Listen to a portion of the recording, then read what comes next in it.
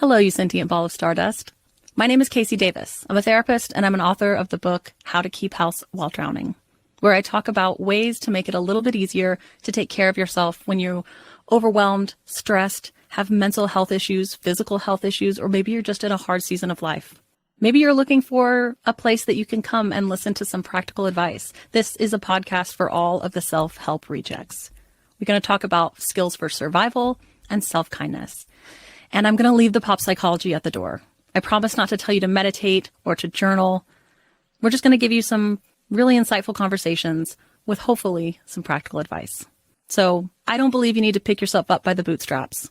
I don't want you to just try harder, and I don't believe that laziness exists. So join me over on Struggle Care, where we can find compassionate solutions that help us function a little bit better.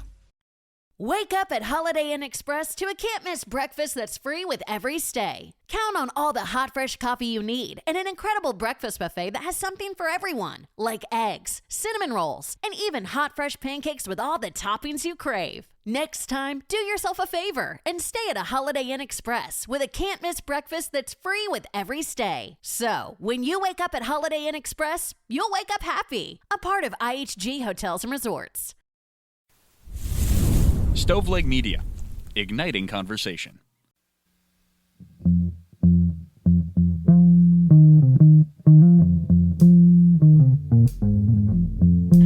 Hey guys, it's me, your girl, Elena Grace. Welcome to another episode of I've Been Thinking, and Merry Christmas. We are doing a special little stripped down, as we say, episode of I've Been Thinking today. You know, holidays, all of that going on. I am literally recording from my childhood bed in Kentucky, and I have brought in our editor, Tyler, to have a super fun discussion today. We've actually been planning this for like months and months, and then we procrastinated and XYZ, and here we are recording the week of. But Tyler, say hello. Hi. It's funny because I mean we've been talking about this since like April. Yeah, we've been maybe talking June about at the latest. We've been talking about this for a minute. It did really come down to the wire. Yeah. That's fun. That's the nature of Little Women, is sort of everybody coming together to make good happen. It is. Right? It is. And if I didn't say that already, because honestly, I don't remember if I did. I spoiled it. Oh no. You ruined it. Well, they're going to read the title. It's going to true. be the title. Okay. It's true. We're talking about Little Women today.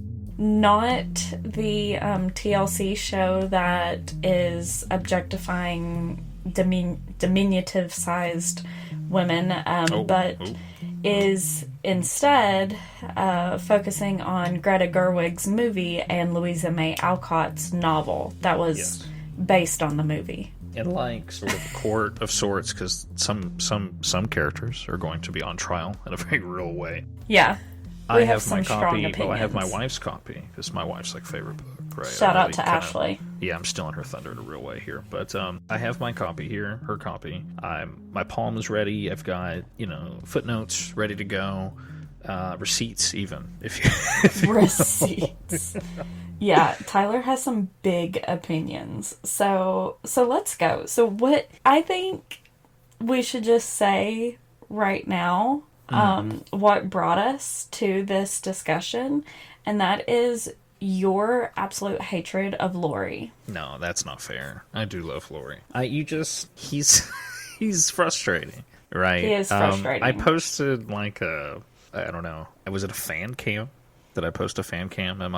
Yeah, I think so. Am I cringe? Oh no. It was kind of a jest, but I was like, kind of giving him a hard time.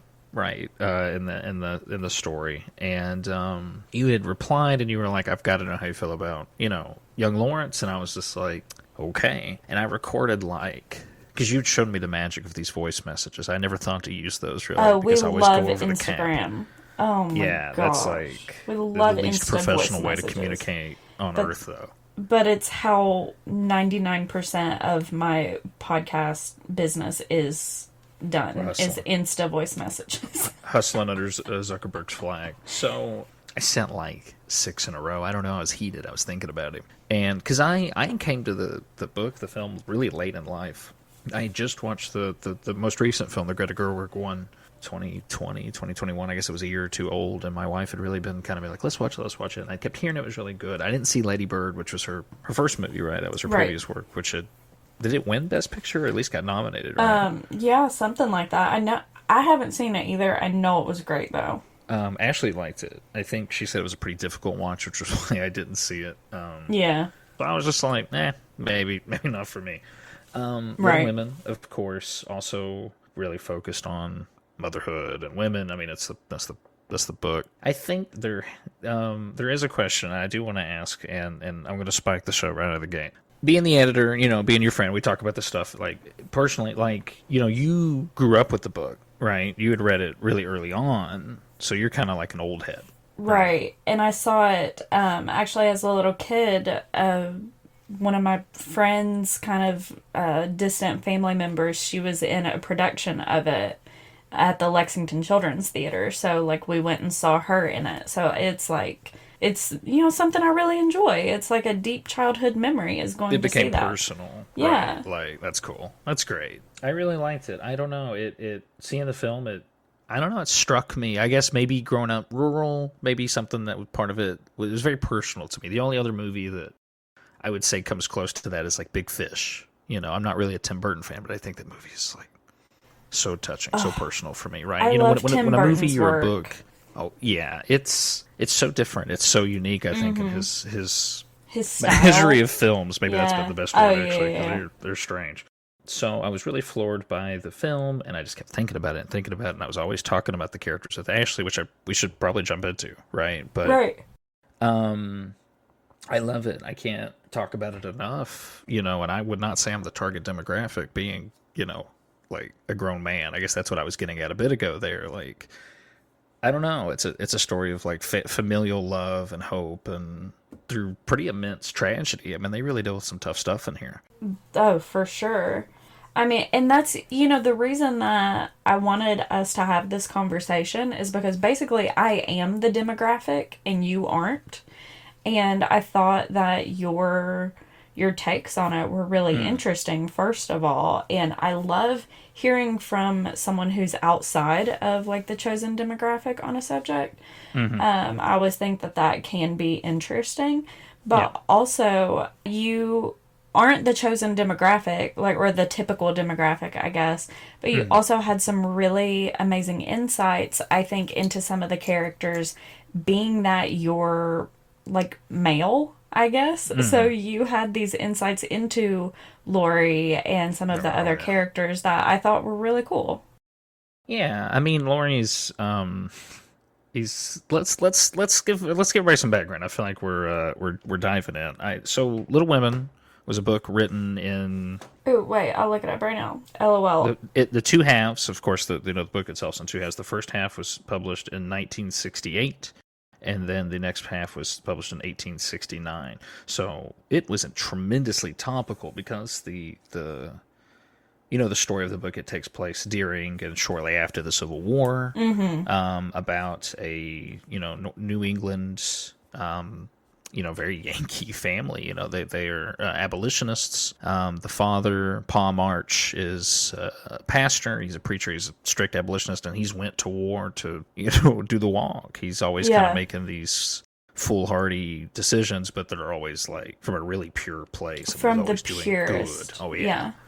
And that's something that Aunt March brings up, Paul March's sister, where she says, your father, he is poor because he wanted to teach freedmen's children, and whether it's right or not it's not that it's not right, it's that it's not the financially smart decision, basically. Is what she says. And she makes a big point of that to the girls a few times. Because she's a shit. Aunt March, I love her in, for, I guess, who she is, but she's a shit. And that's kind of how they feel, too. She's Pa's eldest sister. I think so. She's widowed. She's very, very wealthy, but she's a very difficult woman, and she's very old-timey. And, you think old-timey for 1863 is oh, geez, people from the Revolutionary War were still kicking around. Right. If you'll excuse my crudeness, I mean, it was really the case. So, Right. and, when I say wealthy, trips back and forth to Europe. So the family themselves, Paul March was very wealthy, coming from that upper crust, and he married for love with Ma March, also known as Marmee. Marmee.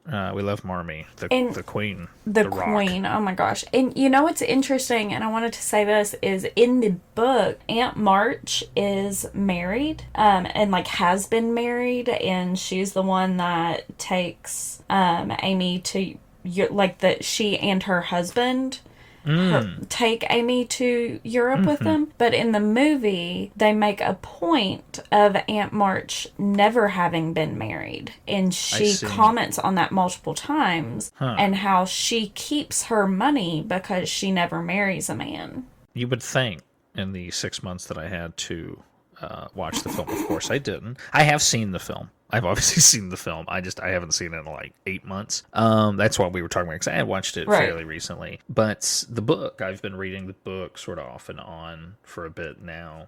I wanted to take my time with it. I'm a pretty fast reader, so I have a bad habit of taking fiction and just churning through it, because fiction's not often a difficult read unless you're reading like really old stuff or something that has a lot of like rotating characters. So, this is a pretty, I wouldn't say a small cast, but there are a lot of focused lives, right? Right. But I wanted to take my time, and I wanted to get to know everybody. And as well, the original publishing, before it was published as a full novel, and I know my wife has filled me on all these details. She was like, you got to get this right on the podcast. You have to represent us, I'm sure I'll slip up, but she's helped me a lot. It was kind of published like as a weekly or a monthly sort of chapter by chapter thing. It was published in a magazine or a newspaper of some kind, which, of course, the second eldest character, and I would say is effectively our protagonist, Joe March.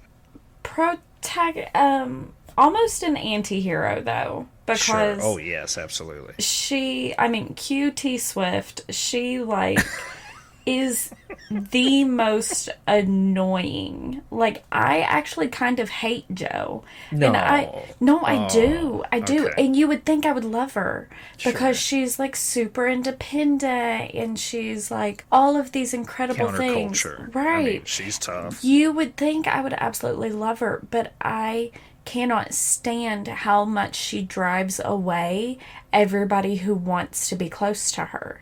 She just drives people away, and she picks favorites. She picks the people who she will let in, but it's not always the people who... Not even that it's not the people who deserve it, but it's just she picks and chooses kind of random people. Sure. So she lets Marmee in, she lets Meg in, and she lets her sister Beth be her favorite, but she's so fucking mean to Amy. It makes me so upset. All right. Well, I do agree. She's tough on Amy. I think that we are a little biased. Because we both love Amy. Amy's our favorite. Amy's the baby. We want to just jump to that? We're jumping all around the family tree here. We are. We're jumping everywhere. Amy... It's stripped down. This is Christmas, and we're sitting. Everybody's sitting around the tree. I hope you have your tea, your hot cocoa, what have you. We're just vibing. Coffee. Tyler has his tea. I have my Topo Chico hard seltzer. I had 2 cranberry margaritas before I came here. I have no idea what that is. Topo Chico. Oh, they're good. This one is strawberry guava. Let's check it out. Yeah. I've seen these. I'm not. They're good. They're good. But we also love Queen Flo, Miss Flo. We love her. I had to promise before the show. I was like, we have to just focus on the character. If I start talking about Florence, it's over. It's done. I just have to say it. We love Florence, and that's okay. She's tremendous. She's definitely steals the show in the movie. And a stacked cast. So. Oh my gosh, you've got Meryl Streep. Meryl Streep is Aunt March. Emma Watson. Joe is played by Saoirse Ronan. Saoirse. Oh, man, I was way off. Oh, that's awful. I'm not going to cry. I could edit myself, correct? I'm going to choose to let y'all hear it bad. Oh, that's really funny. Yeah, Saoirse. It's terrible. It's Gaelic, She is a tremendous actress. Just because she is tremendous. Just because we're the vestiges of Scotch-Irish immigrants doesn't mean we pronounce everything correctly in Gaelic. No, yeah, we have whatever the Hills version is. So, Amy, our favorite, of course, is played by Florence Pugh. Yes. And you said that right. Yeah, I was creeping up on it there. I was like, And then Beth is played by, I can't think of her name right now. Hold on. But she is in Scott Pilgrim Must Die. Oh yeah, she's the drummer. No, Scott Oh, Pilgrim yes. versus the World. That was Yeah, 2 movies yes. combined. Another contentious film, though. We love that one. We have a We do friend that love doesn't. that one. Yeah. You were. I just like the music though. I can't pivot though if I start talking about Scott Pilgrim. See, that's another one. We're dropping hints. Look at there. We are dropping hints. Okay, just so everybody knows, let's drop this in before we get too carried away in Sure. the episode. Yeah. This is kind Elevator of pitch. this is kind of a teaser episode. We're going to do more of these, but a lot of them, if not all of them, are going to be Patreon exclusives. Yeah. So If you don't love it, it's yeah, if you don't Get love out. it, it's a rarity. And if you do love it, subscribe to the Patreon and help us keep on rolling in this little train. This little thinking Beth train. March's actress is Eliza Scanlon. Yes, our little redheaded drummer in Scott Pilgrim and our little redheaded angel in Little Women. She's great. I think so. She's Beth so good. March is the third youngest. There's 4 sisters. We Yes. haven't got to all of them. She's the third youngest. She is like the literal definition of quiet as a mouse. She is. Shy and reserved and And very she, shy. That's Yeah, that's the word for her. And she's always trying to make peace, like when her sisters fight, that kind of thing. She just loves staying at home. And then she actually is the epitome of self-sacrifice, right? Yes. So yeah. Marmee, She's mom, kind of the axis the whole family kind of turns on, especially She in the is. father's absence. I think she fills a role that She he abs- traditionally does, right? Yes. Yeah, you're absolutely right. She is the axis for the entire family. And so in father's absence, he actually gets wounded in the Civil War. Mm-hmm. He's in Washington being like healing, right? Marmee goes down to be a nurse, to volunteer and to be with him and spend time with him. And in Marmee's absence, Beth takes up caring for a local family who has nothing. And when she's visiting with them one day, she catches scarlet fever. And this is not out of character for that family. It wasn't just something that Right. Beth upheld. It was, their parents had. I mean, that was basically what had happened to their wealth, is that they had given away all their money to friends and neighbors, and anyone that really needed it, they gave it to them. There was very little understanding. I think maybe there was mention of some bad investment, but that wasn't really the focal point. At least, because a lot of that you only hear from Aunt March. You don't really hear why Right. he had lost his wealth from the family, because it's not important to them. Exactly. But, so Beth just acting on her nature, of course, comes in the way of this, tragedy. It's tremendous. It's terrible. yeah. Oof. Absolutely. And she's, not the youngest, but honestly, in the movie, you almost get the idea that she's the youngest just because of how everybody dotes on her. Amy just takes up the room. I think she acts larger than life. She so does. Beth gets sort of pushed down the social order a bit because Right. of that. Right. No, you're absolutely right. But Beth just, she is everything her parents want her to be, I think. She is kind and loving and a peacemaker and not necessarily a people pleaser, but she is a musician, and so then that's how she strikes up a relationship with the next door neighbor, wealthy Mr. Lawrence. And she's not the one originally who strikes up the kind of friendship. That goes back to Amy, I think. It's Joe and Lori, I believe, because they meet at a party that Joe and Meg both attend really early on. Yeah, you're right about that. And then it's a little bit later that Amy hurts herself and she gets in trouble at school, gets her hand beat with a ruler, and she goes to Lori's house looking for, comfort and validation and that kind of thing. She goes crying to the door and she says, "Please let me in, I got beat." And honestly, like, this can tell you whatever you want about me, but I relate so much to Amy. Amy's so good. Yeah. She's so good. And like, listen, don't get me wrong, I see parts of myself in all of the sisters, and I think that's why it's such a classic, and I think that's why it holds so true and so near and dear to so many people's hearts, including mine. But I just love Amy. I love her. I see bits of myself in Meg where she's like, I want to struggle and like do all of these things just because I'm with you, because I'm in love with you, right? Yeah. Well, nobody knows. We gotta tell them who Meg is. They don't know who Meg is. Oh my gosh, you're right. So Meg is the oldest sister. Yes, Margaret. Sweet Margaret. Yes, and she's the oldest. She is beautiful. She's Emma Watson in the movie. And when mom is gone, she's, you know, kind of in charge of everything.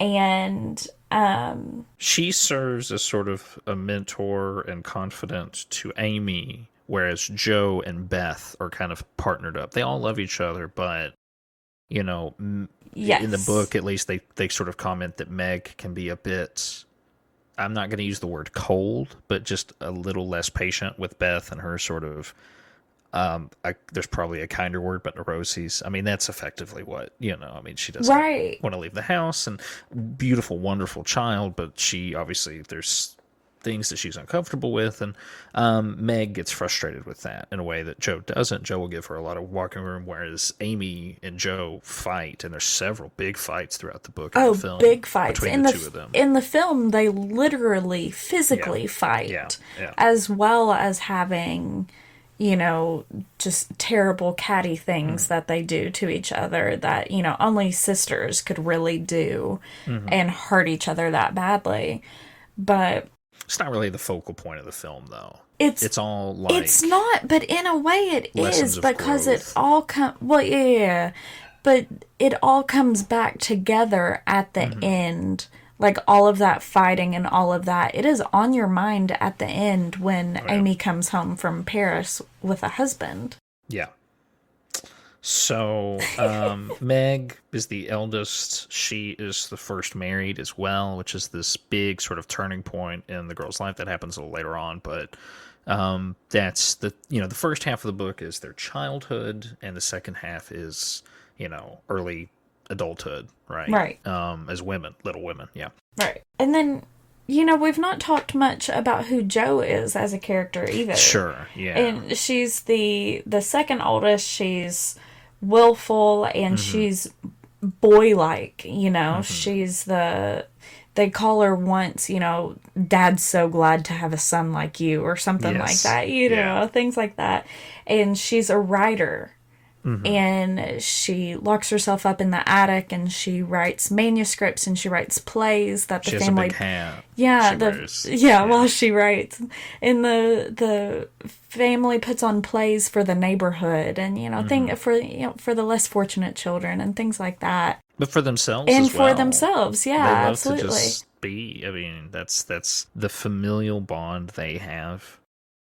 And that's just part of you can their... only dream about it. Yeah, right. It's incredible. That's part of their family. The inner family conflict that we talked about is so minute compared to the lengths that they go to for each other in the book. Especially for the time frame, you know, because they talk about money. You know, obviously they're not particularly wealthy at this point. You know, the father giving away all his money. So I think Meg is the only one that was old enough when they were little children to remember the wealth. So she sort of has this constant... I was going to go back to Amy and why she's my favorite, but they all kind of have, you know, human desires and sins. Like you know, they stumble. They always talk about the pilgrim's path in the book. They're always trying to follow their father's pilgrim's path. They make this pact with, you know, Marmee really early on to try to be good pilgrims and try to reach the goal, which, you know, for their father being this preacher, that's like goodness and wholeness and entryway to heaven, but also just they wanted to be good while their dad was away, right? It's also this coming of age sort of oath you make with your parent. But they all struggle with problems. Like Meg has a lot of envy in her. Seems like A she's always lot. kind of wanting what others want, and she can be a little prideful as well. You've got Joe, who is super prideful, but also really quick to temper. Right? She's very. I'm like talking like the book. I've been reading it too much. She's very wrathful. Right? Quick to temper. Give me a break. You have Beth, who is very sort of shy and almost to the point where she is afraid of people, and she does make things a little difficult for the family to, like, I say that in a loving way, but, like, it makes them Right. have to arrange things. Amy, excuse me, has all of those problems, and they all have a mix, but she wears them proudly. She's always like, oh, I do want this thing. I would love to have that diamond necklace. Are you kidding me? Like, And she's she's just so not shocked that they hide it. Right, and she's almost not afraid to ask. Yes. So, Oh, yeah. like, in the movie, there's a scene, well, the scene I was talking about where she's gotten her hand beat at school and she comes over and she's crying at Laurie's house. And she's looking through his books and she sees this beautiful piece of artwork. And she's the artist of the family, the painter artist of the family. They all have their artistic talents, but that's hers. And she's looking through this art book and she picks it up and she looks at Laurie and she says, "Tell the servants I'll have this one delivered." And like, obviously she's being a goober, but like, it's so funny because she just like, she falls into that immediately because that's what she knows she wants. She knows she wants like a grand house. She wants the ability to have what she wants. But she grows into those wants and like She- with purpose. she right? does. It's not an empty, as a kid, she's like, oh, I want. But like, she pays for a lot of it herself. Like, she learns how to make money and use it. Because that's basically what her mom tells her. It's like, okay, if you want it, you got to deal with it. Get a Right. rich husband. And it's like, you shouldn't sell yourself effectively. And furthermore, in the movie, Aunt March tells her, if you want anything nice in your life, you have to marry rich. You have to like figure out how to find it. You have to either marry rich or get it. And you're a woman, so you got limited choices. And then Aunt March then goes on to say, your oldest sister Meg has married for love. Joe is hopeless. She says, you're the one who's gonna have to marry to take care of the family. So keep that in mind. And that, can you imagine the pressure that puts on a 15-year-old kid? No, I think Amy was 13. Yeah, she's like 12 or 13, actually. Yeah, you're right. Can you imagine? Terrible. Very different times, to be Well, fair, but I mean, yeah. still very not good. No. Sorry, I interrupted you. No. I mean, listen, let's just talk about Amy. We're here for Amy. Let's talk about Amy, and then we can get into Laurie. I know it's coming. Okay. Well, that's what I was about to segue into, actually. So Amy, she is who she is, and she owns it, though, like you said. Yes, whereas the other girls, absolutely. they try to kind of push it down, hide it, like be the proper ladies in that sense. But Amy does own it. But then we have Laurie, the boy next Laurie door. Lawrence, with the boy band name, of course. Teddy Lawrence, isn't it? Theodore, yeah. Theodore, yeah, Theodore. But he goes Lawrence. by Laurie. Yes, Right? he goes by Laurie. And he is, again, the boy next door. His wealthy grandfather owns the big house next door Mr. to Lawrence. the March's cottage. And, the family eventually does strike up strike up a relationship with Mr. Lawrence too, of course. And at the end of the movie, God, I sobbed for a straight hour today finishing the movie. But There's so much in the film. There's so much it's- sadness. There's so much happiness. I'm just like, to the listeners, I'm warning you. Like, no, it's it is really so good. much. It's so It's good. not like. I just want to say something. I hate Pride and Prejudice. I really you do not really? like Jane Austen. I've tried. Maybe it's worth trying again. Tea. But like Jane Austen, really, my wife doesn't like it either. I'm just gonna air her grievances. Also, it's awful. It's just boring. I think Wuthering Heights is sort of in that same category. So in my mind, I just assumed Little Women was kind of gonna be like that, right? I do like Right. classics. There's some classics I think are phenomenal, but that era to me, I don't know. It feels not up my alley. I guess that's maybe Misogynist. the best way to put it. Sure. I don't know. I might not be. No, I'm kidding. No. Oh, I am. Yeah, probably. I don't know. But it, No, Little no. Women, it was such a ride. You should really, if nothing else, watch that most recent film, 'cause For sure. it's so good. Oh, it's so good. It's so real. And that's something that is really hit on in the movie, and I know it is in the book, but I love how it was, or at least I think it was in the book, but I love how it was done in the movie, right? So again, we've said that Joe is a writer, and in the wake of some hard stuff she's going through, I don't know if I'll say it or not, what it is that happens. Do we just want to? I mean, Do we want to maybe- spoil it? I know- Spoiler alert. I know we said we didn't want to edit anything in. Maybe at the very beginning we'll just be like, Spoiler alert. this contains spoilers for Little Women 2019 and Little Women 1868. Oh my We're going to gosh. talk about it. Let's just talk about it. Let's just Okay, dive in. let's It's do it. fine. So Beth They can get out of dies. it. Yes, Beth So, passes away from yes, the scarlet fever scarlet later in fever. life. Yeah. She survives her initial bout, and it's really She rough. does. She does. And she lives for a while, but she's sickly for many years. And Yeah. then ultimately it comes back and she dies. The big thing is like, well, she was coming out of her shell. She was Yes. starting to like stop being shy, come out of the house and do things. Then she gets sick. So Right. that kind of cuts her at the vine in a way that, what kind of woman she would have became, she's sort of stuck in that, I'm not going to say rut, because she loved her life. She was a very happy woman. She was. Or girl, I guess. But, her vices were like too many kittens. Right. Doing too much housework. And I mean, I'm not over exaggerating, but she genuinely was, oh man, it's rough to talk about Beth. It's sad. It really is. And so Beth's death, of course, is one of it is the climax in a lot of ways Yeah. of the movie and the Definitely book. one of the lowest parts. Yeah. Right. And it's funny that we say climax, but it's also like the lowest part. But it is like a point upon which everything changes and everything Well, we said she was the contains. axis. Yeah, right? exactly. I mean, it continues on even through Even that in event, her right? death, yeah. And so Joe is writing this manuscript to be submitted, and I really loved that in the movie, and I can't remember if it's done similarly to this in the book or not. It's but very hinted at, yeah. Okay. I haven't finished the book, so please send me all your hate mail directly to me.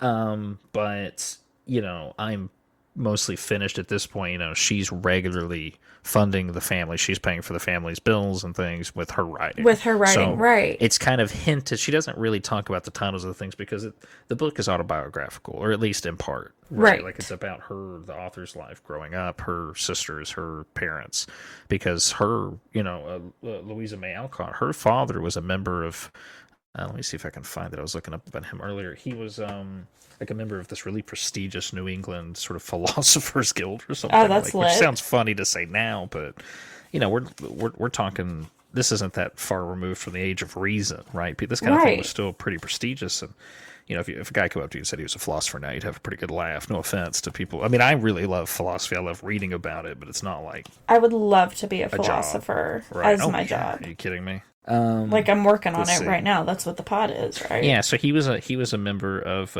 New England Transcendentalists, which were like, really into the influence of nature and intuition on human experience. Very kind of, I wouldn't say mystical, but he was really at the edge of what was considered like traditional Christianity, right? So, especially being an abolitionist, which in the North at that time was not probably all that. It wasn't a hot take, I guess, but it it took guts, and he really did fight for it. He wasn't Reverend Jim Brown by any chance, but you know what I'm saying. Right. So throughout the book, we're seeing Joe as basically the author of the book. It's very existential in that sense. Louisa May Alcott is kind of putting herself into Joe, or Joe into herself, however you want to think of it. So Joe is like submitting these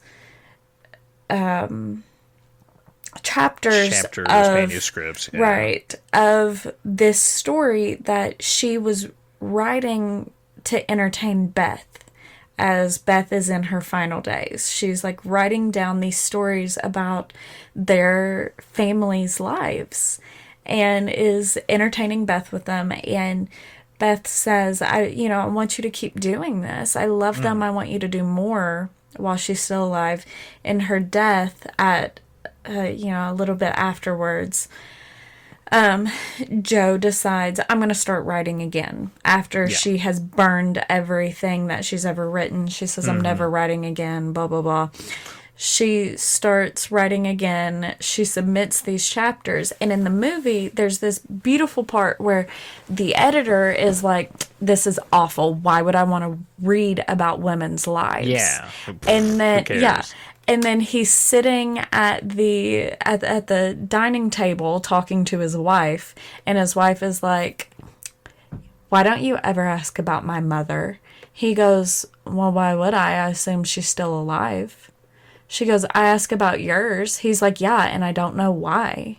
She's like, you're like, that part in the movie freaking killed me. Yeah. And she's like, you're wholly missing the point, and I'm pretty sure you're doing it on purpose. Right then, he has 3 or 4 daughters of his own, and they start screaming, and they're rushing down the stairs, and they run into the room. He's like, what the heck are you guys doing? They're like, Dad, what happens to the sisters? Yeah. You're going to buy this book, aren't you? Yeah. And that's what makes him realize that people do care about women's lives. Hilarious. Wow. Shocker. Yeah, it's crazy. It's, it's only half the population that are women, and Right. the other half the population probably knows a woman, so it's weird. Right? Probably. Right. It's so crazy. So crazy. But then we have like,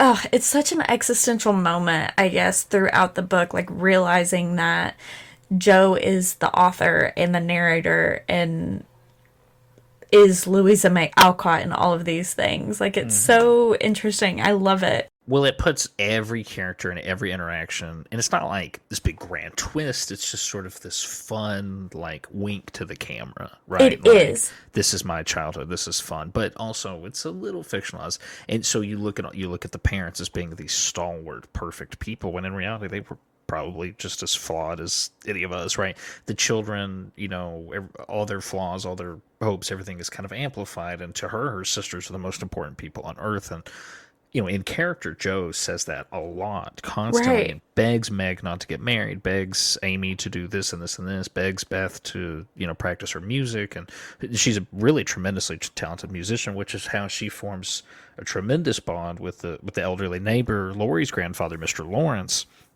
who I believe had lost a daughter really young in life. Yeah. And it was my understanding, she reminded him a lot of her, and they have a really special, tender relationship. And, he's very wealthy, but, very stern, kind of, I wouldn't say hateful, but people don't really want to interact with him. He's very, not quite Scrooge, right? It's Christmas time, but he's... Right. He seems No nonsense. standoffish, I think. But it's not that he is standoffish, but he has that air about him. Intimidating. Very intimidating. Yeah. And so I think that's interesting, too, that you say that it gives that perspective when you realize that Joe is the author and the narrator and all of these things. And you have... flawed narrator, almost. Not, A flawed to the point like of a thriller, but it's... Right. But, like, gives everything a sheen. It Right. does. And then you kind of realize at a point where we see so many of the shitty things that Amy does, or like the annoying things that Amy does. You realize that you see so much of that versus less of the other sisters because Joe can't stand Amy. And personal. it It's is beef. personal. And at the end of the movie, there's a scene where they're talking, Joe, Meg, and Amy, and they're having a walk through Aunt March's house after she's passed. And they're like, something said about like, Joe says like, oh, I think you're also wonderful or something like that. And Amy goes, all you ever saw about me was my flaws. And Meg goes, of course, all of those were non-existent. And I'm just like, that, like, it is right before that point where we start seeing so many of the very good things about Amy. Like, start seeing those kind of amplified, I guess, in the movie, at least. And I also think, though, that the movie, you get a little bit less of the flawed narratorship, but still, it's like it's a little more bit objective. Yes, definitely. exactly. But it also casts everything, I would say, in almost a cheerier light. Yeah. I don't think it pitches itself as a Christmas movie. Christmas is like ultimately very important to the marches, and a lot of the major events sort of hinge on or around Christmas. Right. They absolutely do. And it's, like you said, it's not a Christmas movie, but Christmas is almost an ever-present theme throughout the movie because of the way it cuts between past and future. These different present, slices, future. Yeah, it slices back and forth. The first half of the book is like just, I think, within a year. It's like one single year between one Christmas to the next, and it's like the first year, I think, that Mr. March is gone. Yeah. And then, when it gets to the adulthood point, that does skip around quite a bit. I think there's a time jump of 3 years between the halves because Joe goes from being 16 to 19. Okay. Yeah. Well, and look at us. Hold on. I want to say this. We're 30. In. We're like way in, and we've I knew not. This would be so messy. We have not talked about Lori. I know. I'm Kristen, I think. So Lori is Mr. Lawrence's grandson, played by Timothy Chalamet in the film, who does a great job. Great job. He's like was probably born for that role. Christian Bale, I believe, played him in the 90s. I haven't seen the 90s film. We haven't really talked about that. That's my wife's favorite. She's really partial to that one. Oh, it's really good. Yeah. Winona Ryder plays Joe. I think that Kristen Dunst might be in it too, maybe like in one of the younger scenes. But there's a bunch of people in it. It's like that was sort of it was the Little Women of the it's the 90s, right? Right. But I have heard it's good. So Lori is one of the very few men in the book. There are not that many characters to begin with, but he's one of the only central men until the sort of the love interests are introduced. And he's very quickly, once they do meet him, kind of early on in the book, and definitely the film, super early on, becomes a little brother. I mean, he's a little younger or a little older than Joe, I believe. So he's in between the ages of Joe and Meg. So he's a little bit older than Joe. Yeah. And quickly bonds with Joe because Joe desperately wants a brother. And that's I think maybe a lot of the tension with Amy is she expected a little brother. And especially that Amy is so, airified and haughty that like she doesn't want to go sledding. She doesn't want to put on big costumes and act crazy, especially as like they get older. The playfulness starts to go out of the other girls, but Joe kind of always keeps that weird sense of adventure, right? Right. But her and Lori, become very, very, very good friends, and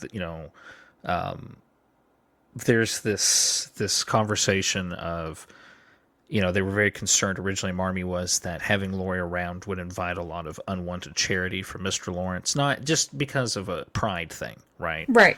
They didn't want to ever accept money or gifts from people that they either couldn't return or, in some way, or they could match. So what effectively happened is by them sort of adopting Lori, because him and Mr. Lawrence didn't get along very well. His parents died in some kind of accident because he was raised in Europe, right?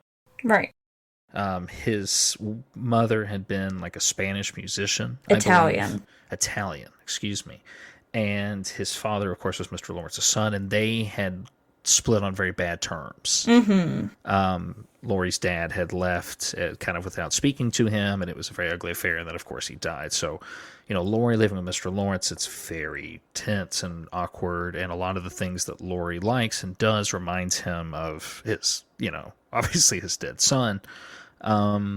So he gets a lot of warmth and love from the marches and these women who he doesn't have any experience with. I mean, he's learning how to interact with girls and women, and not in a romantic way, but in a familial way. These are his sisters. Marmee is very much a mother to him in a very real way and tough way sometimes, because Excuse my language, Laurie's a little shit. He is a little shit. No, he absolutely is. And like, I mean, he's the He's a poor sweet little boy, rich boy, you know? He He's a is. fop. He's an incorrigible fop. You know, I think he's mostly harmless, but he causes a lot of emotional problems, and I think he has a really entitled sense of things, which, you know, He he's a rich does. kid. That's just how it goes. Right. But he's definitely not harmful, right? No, not Just- malicious. Yes, thank you. He's not. He's not. And there's a few times where he says things to one of the sisters that is just like a shitty thing to say, right? I think it is like super necessary, I guess, that he had this, like, all of these women around him, because he wouldn't have had that otherwise. Who knows how he would have grown up. And to be honest with you, his tutor, John, who Mr. John Brooke. John Brooke, who ends up marrying Meg, he says a few things kind of at the beginning, where he's like, oh, women shouldn't be educated in schools. It's not proper.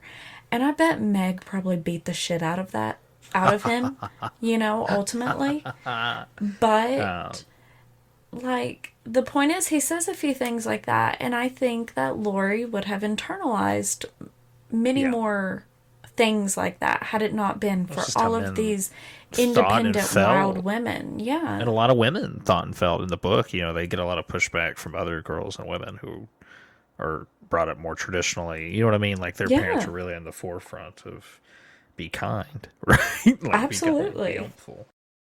It's man, it's such a great story because it it contains multitudes. It does. It does. It contains multitudes. And, you know, we watch the growth of not only the sisters, and we watch even the parents, I suppose, to an extent, although they're already pretty well developed. They're pretty static, but you Yeah. do see them transition from being direct guardians to caretakers of their own kind of legacy that they've built with their daughters. Like, a lot of the structure of the back half is each daughter sort of coming into their own way of life. Right. And the tumultuous period that follows, right? Like, you know, childhood is tremendously difficult, you know, for boys and girls, but obviously for girls in way wildly different ways and difficult ways, which, you know, that's the book's thing. But you see them struggle with adulthood things like marriage, parenthood, and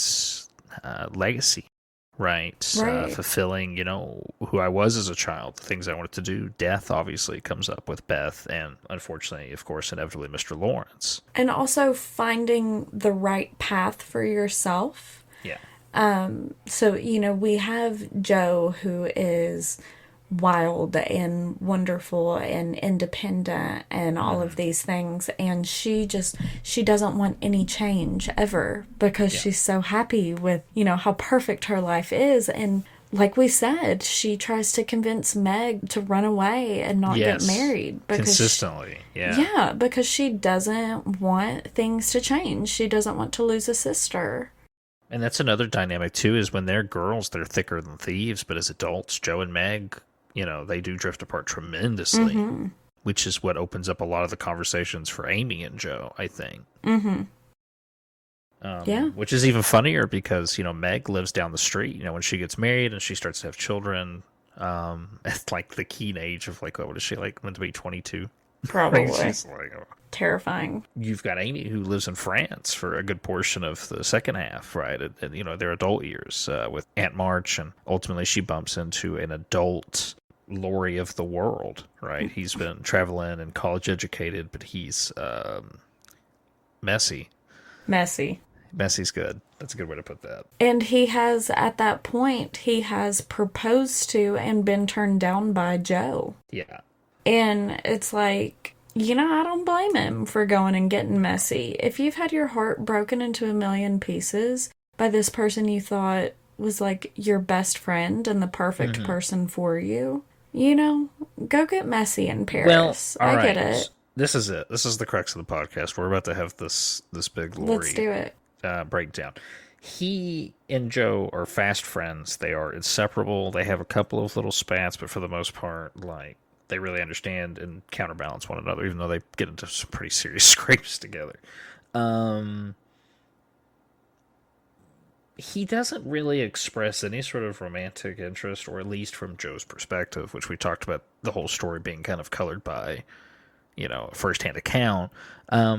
Laurie doesn't really make any sort of romantic anything. There's nothing like that up until Meg's marriage. I mean, we're talking years. He's already been to college at this point. Then him and Joe start to, maybe it's a bit different in the movie. I might be misremembering, but in the book, at least this is the case. Like, I don't know. It's like it puts the idea in his head.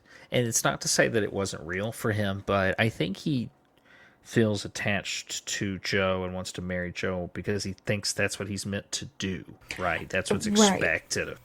And there is so in the movie, having watched it so freshly, there were multiple times I noticed that, Laurie was looking kind of longingly or lovingly at Joe and, just looking at her across the room the way you want to be looked at, Well, yeah. Yeah, especially by Timothy. But that that teenage longing, I think that's something that gets played a lot, either for a laugh or, let's be clear, we're both melodramatic people, so maybe we do honor this, maybe more than some. But, that teenage pining and longing, and, even in an adult sense, it's an important life experience. Oh, it it's absolutely real. is. And I think so to real. mock it makes it tougher to experience almost, right? Yeah, I would it is never dumb. mock it. Of course it's dumb, but, it happens. It happens to all of us. Yeah.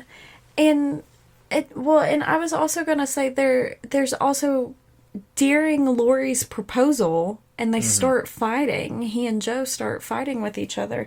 He literally says, it's what your parents expect. It's what my grandfather expects. It's what everyone expects.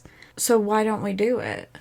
And it's this beautiful mirror of, you get a lot of, the girl's perspective of what is expected of me. What do I want to do? Yada, yada, yada. You don't really get that about Laurie. Joe hints at how she thinks Laurie's feeling, and sometimes they ask about him, but for the most part, Laurie's inner dialogue is totally hidden from us. Right. Especially in the book, but in the movie, obviously you can't hear Timothy's thoughts, which, of course, we all want to, right? Oh, yeah. So, for him to just have this outburst, and his proposal, let's get real, I don't know, maybe I'm not romantic enough, it sucks. He drags her out in the middle of a field, which they love, it's like one of their favorite special spots, and he's just like, hey, LOL, what if we got married? No, you're right. It's not ideal, but to be fair, how did you propose? Me, personally? Yes. Oh, man. That's kind of a loaded story. So Okay, so I made a big romantic gesture of it. It was near our sort of dating anniversary, and we had a big dinner, and it was a ring, a family ring that I had been given, and it was really special. So you're saying you're better than Laurie? Oh, without a doubt. Just like a lot of women can relate to the girls, I think it's very easy to relate to Laurie as a former young man, right? As a former boy, whatever you want to say. It's a lot of that tracks. I don't have his experience. I definitely was never a orphaned, wealthy child. I was never Bruce Wayne, but it's kind of the dynamic they have, him and Mr. Lawrence, right? I don't know. Bruce Wayne and Alfred. Yeah, right. You see his mistakes and his missteps and I'm going to use the word sins. I don't know. I'm dramatic, but God, you feel it. You do, I've been there, and it's so frustrating. It's so frustrating, and it's so young. It's so accurate to life, being a young man, or to being just a young person. So many of the frustrating things that they all do, all of them. I killed my proposal, by the way. It was a knockout. She loved it. The whole thing was awesome. I had a ring box in my pocket for most of the date that was the size of a softball. I'm still not sure how I managed to hide that, but it was really uncomfortable. It was like sharp angles. So, his proposal goes flat. It doesn't work out because Joe loves Laurie. And there's a big part of her that obviously wants to say yes. They talk about that. It's kind of addressed that. It's just, it would be her settling. And I think, the movie really focuses more on Joe than the book does. The book is definitely still centered around Joe, but it's more her story in the movie. And she just doesn't want to be married. She's young, but it's also if I give in to this expectation, what will I have to give into next? Or at least that's my interpretation. Maybe you've got like a better shake at that, but why? Why do I have to do that? And that really boils down Joe's character is there's always a why. She's impertinent and petulant almost, but like for cause. We all know people like that. We definitely knew kids like that. My wife was absolutely that child, right? Like, Laurie is, again, wanting to uphold this expectation that his grandfather has of him, as, Joe's family has of him, because, again, they're all very, very, very close, practically family, which adds another layer of Joe maybe being like, this is kind of my brother, right? Which is kind of the case, even though, ironically, Laurie does marry another member of the family. We're going to keep teasing at it. We'll save that. But so it it blows up on him, and he just kind of cuts loose. And we don't see him again until Amy's been in France for, like a year at least, maybe more? Yeah, she's been there for a while, and she's already engaged to another man who is actually... a friend of his. Yeah, exactly. Yeah. So she bumps into Laurie, which in the film it's pretty early on because they do this sort of interspliced future past kind of Pulp Fiction sort of...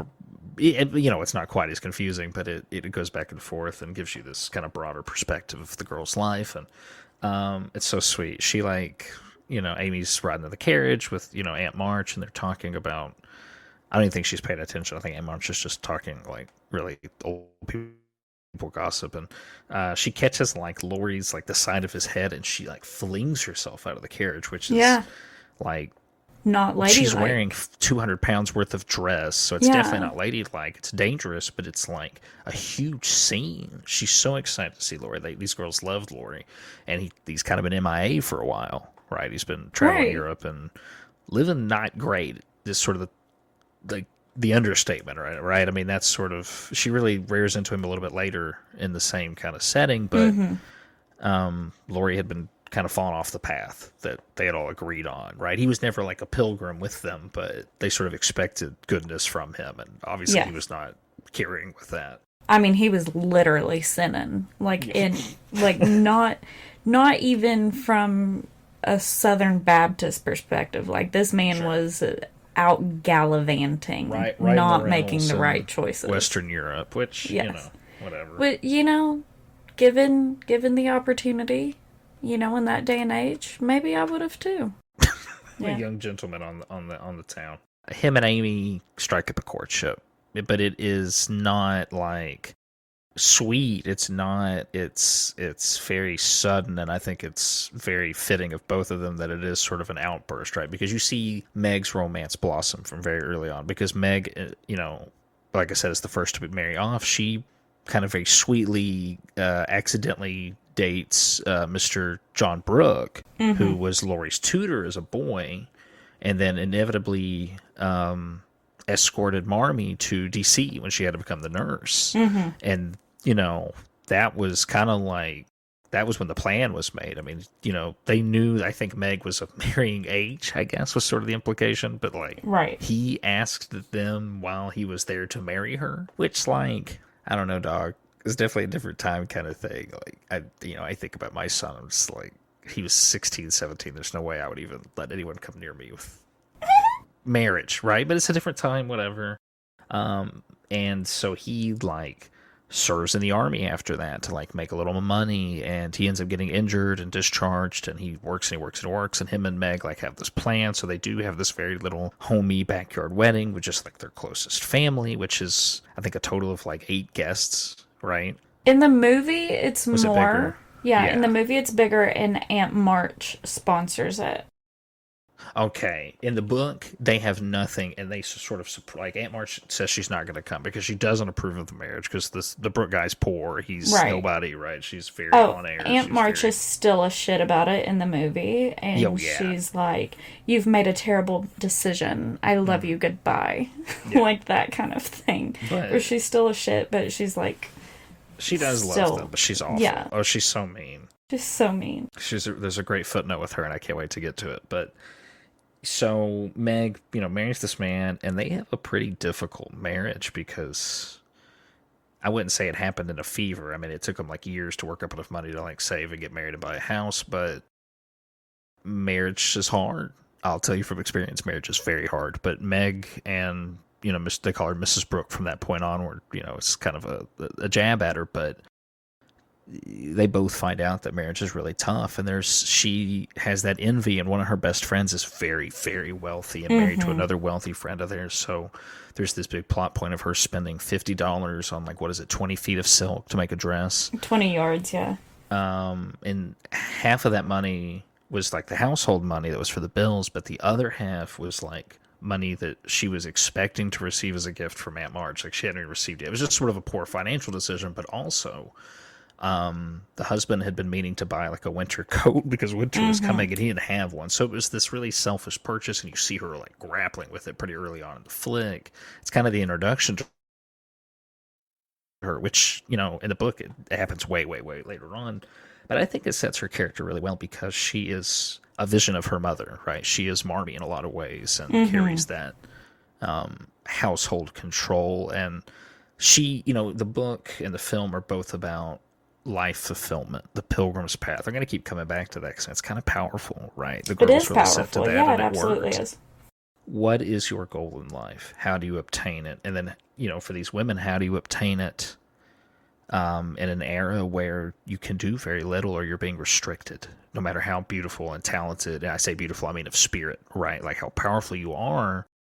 Even beautiful of outward appearance. Sure. Yeah, that can definitely because affect that gives you power. Of course. Or affects you negatively. Some people are going to keep you out of some things because of your appearance. You see all these great actors that would probably, would love to be character actors, but they get sort of shoved into leading roles. Brendan Fraser, I know he's a lot of people's tongues right now. That's a great character actor that also happened to be one of the most handsome men to ever live. You know what I mean? It sticks you in a box. So Meg wanted to be a wife and a mother. That was her goal. She wanted to achieve that, and she does it, and it's very difficult, but ultimately she excels at it and she succeeds. And Joe really resents that when they're adults. She thinks that Meg is wasting her life, but for Meg, that is her life. That's all she ever wanted. Exactly. And I'd love to get to your footnote about Aunt March, because I think she's a super interesting character, and I love how she's portrayed differently in the book versus the movie. I think it's interesting that she is married and or a widow, in the book, and then in the movie she's single and always has been. I think that's super interesting. It's Greta Gerwig. I mean, I think we should probably. I think we touched on it earlier. We should probably take a second. She is on a hot streak. Because we talked about her first movie, Lady Bird, was at least nominated or maybe won a couple of Oscars. Really talented. Little Women obviously was brought to big acclaim. Let's see. She's got her next movie is the Barbie movie, which everyone is super excited about. If you had asked me 5 years ago if I was excited about a Barbie movie, I would say no. I don't. I'm not against it. It's not for me, right? It's not my thing. I'm going to be first in line. I think a lot of everybody is, men and women, because she has it. Greta Gerwig has this. She's a rock star. She's such a good director and such a good sort of adapter, right? She's done original stuff. Now she's doing sort of this classic. It's almost one of those unfilmable movies or books, right? They've done it a few times. They've done a really good job, but it's huge. It's an 800-page book that has all of these very detailed and real characters. They're real people. You feel it. And of course, she's married to Noah Baumbach, who I don't like. I'll just be real. His movies are very personal, similarly, though. They have a very similar style, and you can tell that they probably synergize a lot. They talk a lot about their work, and that's good. I mean, it's going back to talking about marriage. You see Meg and you see John, her husband, sort of grow, and he is kind of he's just a tough, weird man. He's not bad, but you see him warm up to the March's ways, and you see him come around to You do, yeah. So Meg is sort of the traditionalist pillar of the family, right? She goes on and does this very traditional, normal thing for women to do at the time. You've got Joe, who is the immense rebel, right? Right. Beth, who, untimely, of course, passes away, but prior to that is the heart of the family. She's this third pillar of hearth and home and love, and Amy is, you said that they all have artistic talent. They definitely do.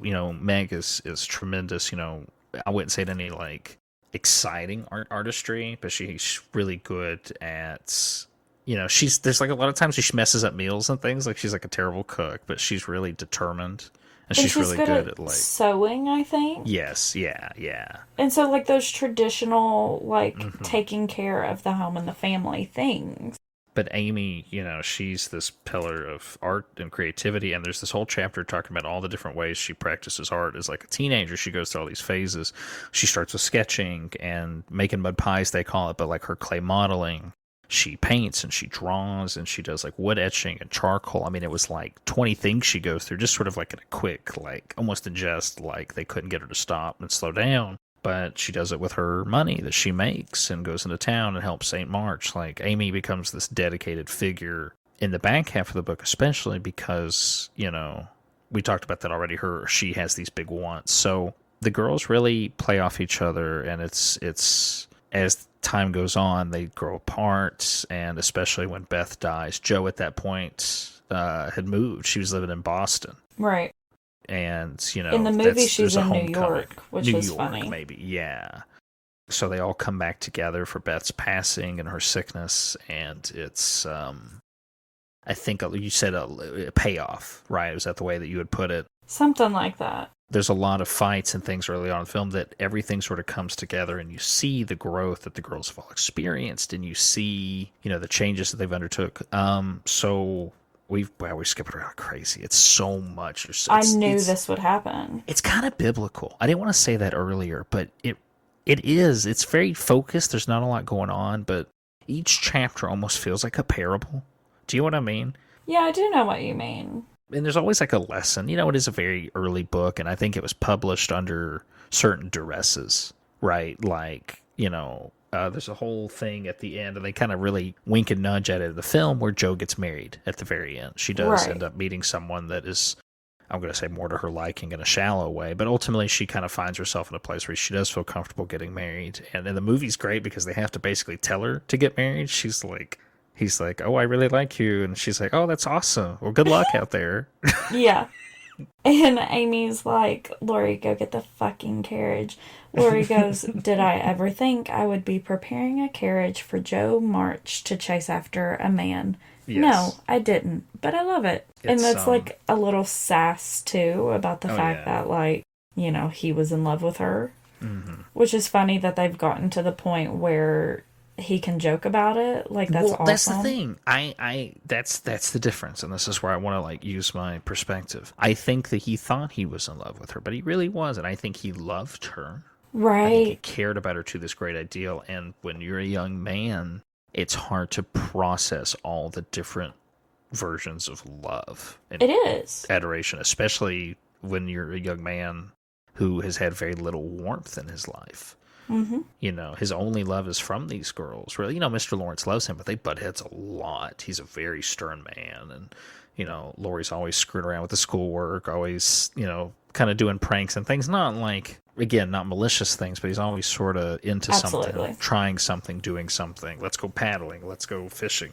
Just being annoying and not doing what his grandpa wants him to do in that moment. Which is dull for the most part, right? He is right to want to rebel, but it's he turns into sort of this clever, kind of funny boy into this, I'm not going to say troubled young man, but definitely someone who's stumbling and trying to figure out the path, which everyone does, men and women both, which again, the book makes a huge point. And at the beginning when I said I'm not the target demographic, I am. I think everyone is. I think that the book, don't judge a book by its cover, right? Ha ha ha. Little Women is kind of a misnomer because it is about the women, it's about the family, but there's really something kind of for everybody. I hate to say something so cliche, but there's nothing but really raw, powerful life experience in here. No, you're absolutely right about that. You have to be a cold person to not find something in here to like feel or identify with, right? Yeah. I mean, it's incredible. It's such a good story, and I hope it lasts forever. There's a reason we're still reading it, whatever, almost 150 years later or more, I guess. And there's a reason we're still making remakes of it, and even, with Greta Gerwig's movie adaptation that we've been talking about, like, there is an upcoming new series adaptation of it for, like, PBS or something. Oh, wow. You know, but still, yeah. still, you know, they're doing things like that still because it is very relevant. To my knowledge, there's been at least 4 films as well, right? I mean, Yeah. major ones. They tend to be sort of bigger releases because it's a popular novel. It has been. So, you know, definitely the end of the film, you know, Jo sort of catches up with her love interest, who is not really a man of note.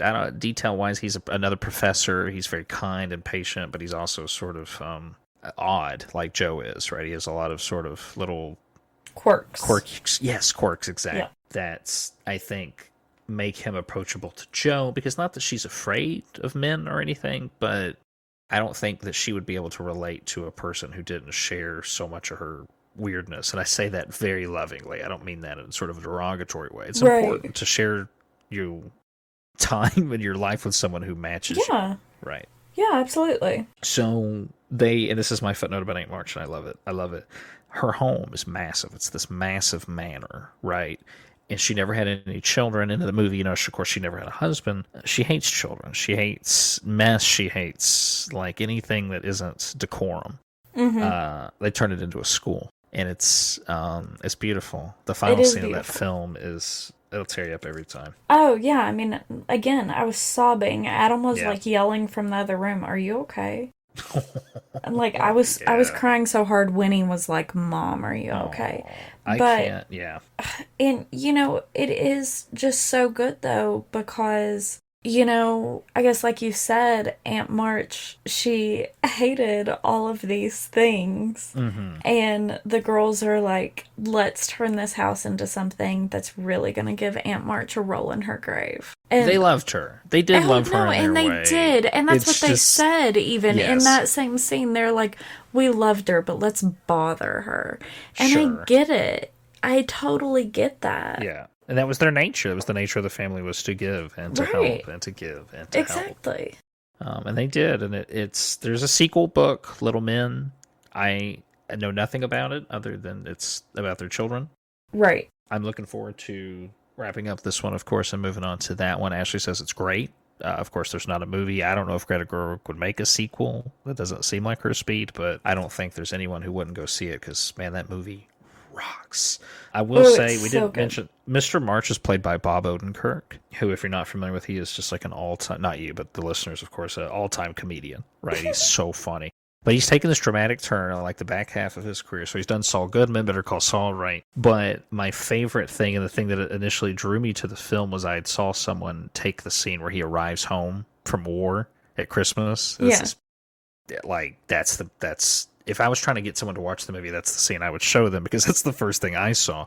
But they had edited like an audience reaction from an Avengers movie. So when I inevitably did watch the film, I got it. I understood, because you're so excited. They've talked about the dad in this positive light the whole time. And then for it to be Bob Odenkirk, I was out of my seat. I was like, yes. Oh my Bobby, gosh, let's that's go. hilarious. You know what's funny is I forgot that he lived. I was like, what? I mean, like today. He's pretty he doesn't do much in the back half of the book either. He doesn't. Yeah, he's just like not around. Yeah. So when he came home from war, I was like, oh shit, I wasn't expecting this. Because like I was watching it, you know, for the first time all over again. It's towards the end of the movie. It is. In the book, that's like fairly early on. So it's this big thing, but like it's forgotten as you go. In the movie, they make a point of it. That's they absolutely do. And so what I was going to say, though, is it's really interesting that the male characters, especially for the time, it's super interesting that the male characters are important in their ways. Like, they are integral characters, but they're not super complex. Like, of course, we see growth out of Laurie, but that's probably only because he was on par with the sisters as of his importance. And for everybody else, they're important. They do really, really essential things to the story. Yeah. But they just kind of exist at the They're same in the time. background. Yeah. And they're not complex characters. They're not, anything crazy. They're just Which I assume there. isn't a criticism, right? I mean, No, it's they not serve a criticism. like, Yeah, like they story serve. marks, but Yeah, the focus is definitely on the women, the family, right? absolutely. That's so good. It's so good.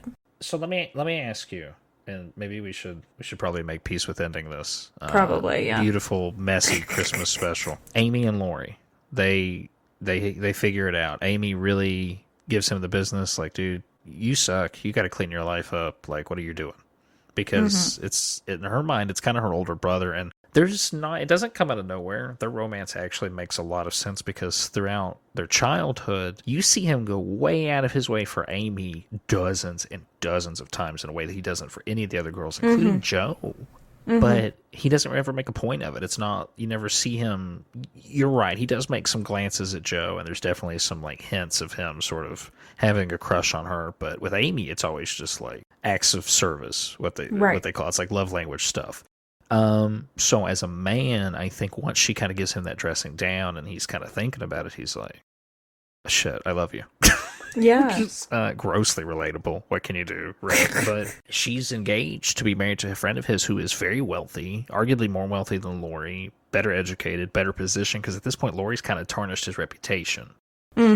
People are kind of getting strained with him because he's been wilding out 21 or so. It's like the boyhood thing is over and people are over it, right? So, he's probably going back to the States soon and kind of to regroup, but he sort of throws himself at her emotionally. He's like, maybe it has always been you, yada, yada, yada. Amy does not love that because, of course, she's going to be Joe's second fiddle again, right? I'd love for you to speak on that, actually, because I feel like that's something I haven't experienced that personally. I've never been sort of this, Yeah, I was thinking about that a lot watching, finishing the movie today. I mentioned to you I watched it kind of in two parts, which is funny because, book is in two parts. There you go. All right. But I was thinking about that and I was like, I don't blame her. No. All the times Joe has been a piece of shit to Amy, has literally beaten her, has like just done terrible things. They were really to her, awful to done each other. Now, mean Amy things. burned a whole book of hers that she wrote. Handwritten typewriters. For sure. Like, that was shitty of Amy. That was rough. She should not have. But then, you have the... Not that it was the right thing to do, but you understand why Amy did it because of all the mean things Joe had done and said to her. Very consistently. Consistently. Leading up to that. And the fact that Amy's just constantly begging for love and inclusion. She's the baby. Yeah, right. Attention and inclusion because she is always getting excluded, especially with the biggest sisters and the outgoing sisters. And, she's outgoing herself, so she doesn't want to be left at home with Beth, no matter how much she loves her. She loves Beth. Right? But Beth, being her older sister, is still effectively the baby. Right. Yeah. Like, she's still very childish. She still has dolls. Like, at 13, 14, they sort of talk about her having this collection of dolls that they're all kind of hand-me-down, very worn, missing an arm, missing an eye, a button, you know what I mean? So she's always mending them and making them new clothes and dresses them every day. They make this huge point of talking about Beth's routine, which includes a lot of what we, most people would consider very frivolous acts, but to her, they're sacrosanct, right? It's this religious, adherence to the Pilgrim's Path. I sound like a pastor going on and on about this. But they make such a point of it in the book. And the book, of course, is framed by a pastor's daughter. I mean, he was an abolitionist preacher, and the language speaks through, But I think as a work of fiction, it is a tremendous representation of faith because they name check God and the Bible quite a bit because, again, that's their faith. But I think it serves as this tremendous example of how to practice faith without attacking or being overly critical of others. They definitely have judgments of other people and other families, but they're very rarely, if ever, unfounded, right? People are being a little of the world or being rude or money hungry, and it's like, Some of it's of the time, but most of it's just like they called it. They were right. And a lot of the early chapters of the book and in the movie is Marmee sort of teaching the girls those life lessons the hard way, like letting them kind of figure it out, right? Right. And, you know, that's kind of what it comes down to with Joe and Amy. Like, bringing it back to that is Yeah. Marmee kind of lets them figure it out. Sure. And ultimately they do. And that's when we see the most growth out of Joe that we see in the whole entire movie, honestly, is when Amy comes home and, you know, Joe finds so out sweet. that Yeah. she's married the man who had previously proposed to Joe, Lori. And Amy's like, I'm sorry, but it was just right. And I Yes. hope that you're not mad at me.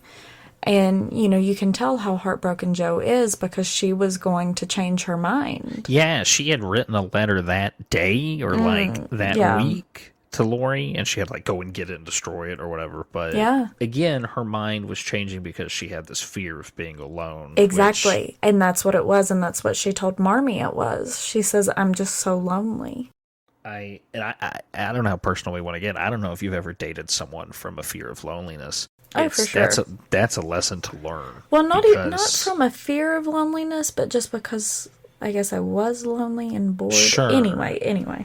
But that's a tough lesson to be like, well, there's nothing wrong with this person, but They're just not right for me. it's not right.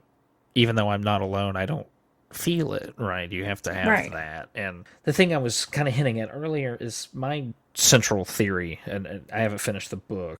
Joe's marriage doesn't make a lot of sense, and that character gets little to no time. He's a little more relevant in the movie, but I don't think he is in the book very much. And Ashley sort of explained to me, because the time it was published, and it was a story about women and a woman author, that women either had to die or get married at the end of the story. That was kind of the rules. So, which they do sort of, again, nudge at in the movie, right? They do. It's like, They do. haha, hee, did this happen? I know that Louisa May Alcott died fairly young, right? It was kind of tragic, my understanding. I don't know Maybe? if I don't know the details on that. that's another episode. Well, I guess I want to ask you this. Maybe I don't want it's your show. I don't want to say when it's over, but maybe we should like find a path to the end.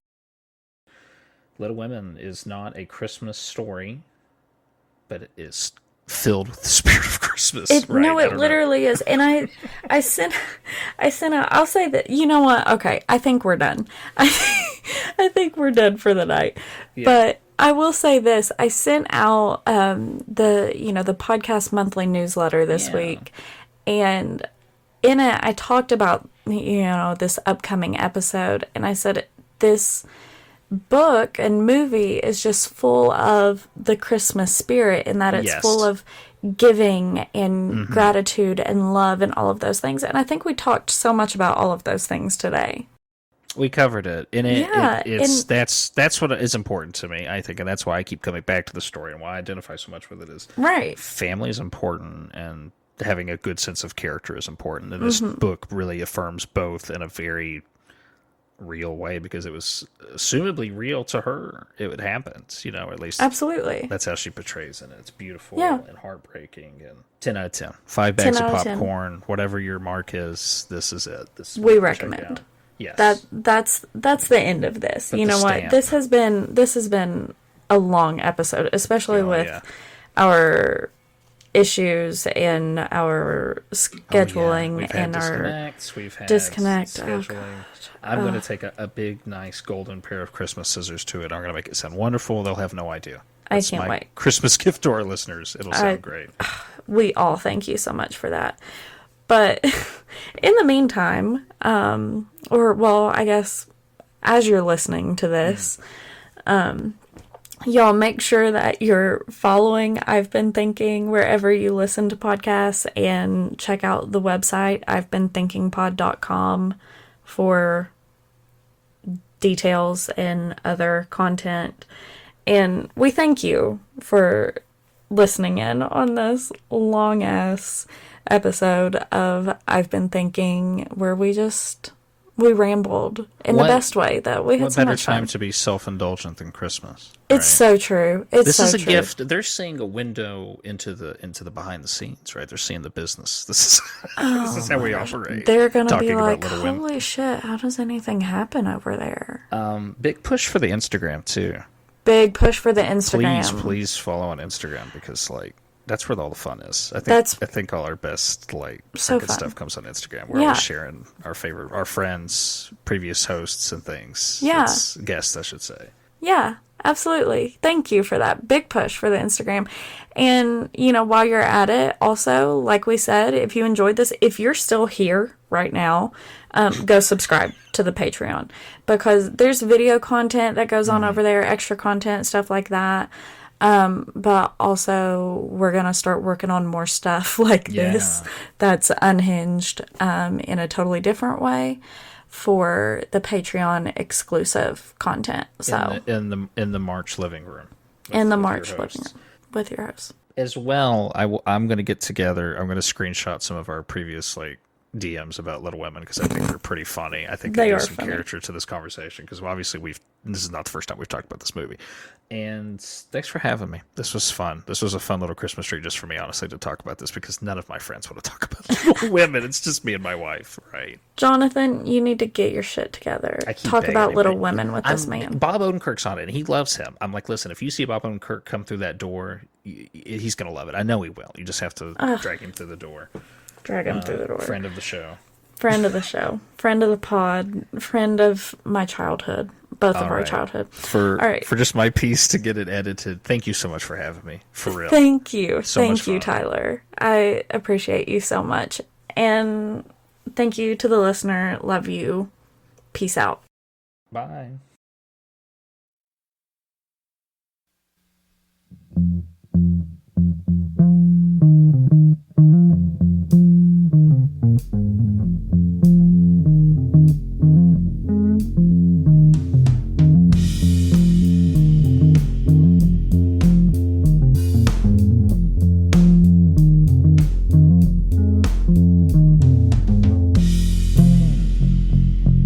Hello, you sentient ball of stardust.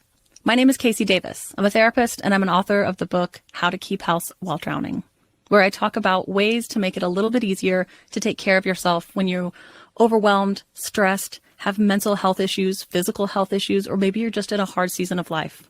Maybe you're looking for a place that you can come and listen to some practical advice. This is a podcast for all of the self-help rejects. We're going to talk about skills for survival and self-kindness. And I'm going to leave the pop psychology at the door. I promise not to tell you to meditate or to journal. We're just going to give you some really insightful conversations with hopefully some practical advice. So I don't believe you need to pick yourself up by the bootstraps. I don't want you to just try harder, and I don't believe that laziness exists. So join me over on Struggle Care, where we can find compassionate solutions that help us function a little bit better.